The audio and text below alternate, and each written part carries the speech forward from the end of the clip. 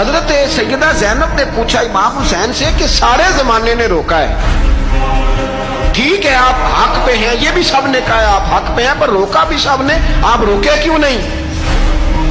تو ابن کثیر اور ابن اسیر لکھتے ہیں کہ امام حسین رو پڑے، کہنے لگے بہن میں رک جاتا، پر میں نے رات کو نانا مصطفیٰ کو خواب میں دیکھا۔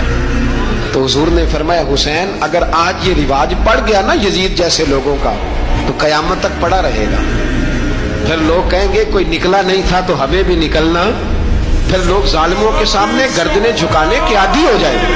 میں کہتا رہتا ہوں، کہہ رہا ہوں، کربلا کی جنگ کفر اسلام کی جنگ نہیں، کفر اسلام کی جنگ نہیں کربلا کی، کیونکہ یزید تو بڑا پکا نمازی تھا، خطبہ دیتا تھا وہ تو۔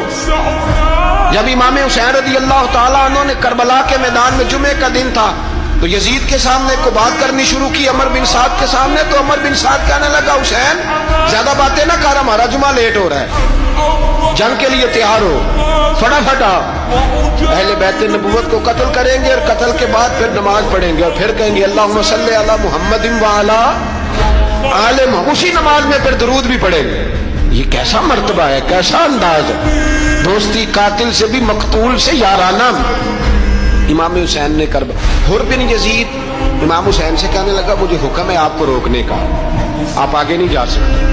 امام صاحب نے فرمایا وجہ زمین اللہ کی ہے، اس نے کہا آپ بیعت نہیں کر رہے، یزید کی حالات آپ کے حق میں درست نہیں ہیں، آپ نہیں جائیں گے۔ امام روک گئے۔ ظہر کی نماز کا وقت ہوا تو حضرت علی اکبر امام حسین کے بڑے صاحبزادے انہوں نے اذان ظہر پڑھی تو حر بن یزید کے لشکر نے امام حسین کے پیچھے نماز ادا کی۔ کہا بھئی تم مقابلے میں آئے ہو نماز پیچھے پڑھتے ہو؟ کہا حضور مقابلہ تو تلواروں سے کر رہے ہیں پر ہمارا دل تو مانتا ہے نا کہ مصطفیٰ کا نواسہ بڑی شان والا ہے۔ حر بن یزید نے 3 نمازیں لشکر سمیت امام حسین کے پیچھے پڑھی ہیں، 3 نمازیں، ظہر اثر اور مغرب۔ پھر امام حسین کے سامنے شرائط پیش کی کہ آپ کو یہاں گھیر لیا گیا ہے، یہاں آپ بیعت کریں گے، یہاں جنگ کریں گے، 2 ہی باتیں۔ امام حسین نے فرمایا نہیں بھائی بیعت تو میں نہیں کرتا، اس کے علاوہ تم جو کہتے ہو میں کرنے کو تیار ہوں۔ اس نے خط لکھا، عبید اللہ ابن زیاد کو ایک بندہ دوڑایا پیچھے کوفے، چند میل پہ کوفہ تھا، کہا وہ نہیں مان رہے، کیا کرنا؟ تو حسین ابن علی ہے، میں زیادہ دیر انہیں روک بھی نہیں سکتا۔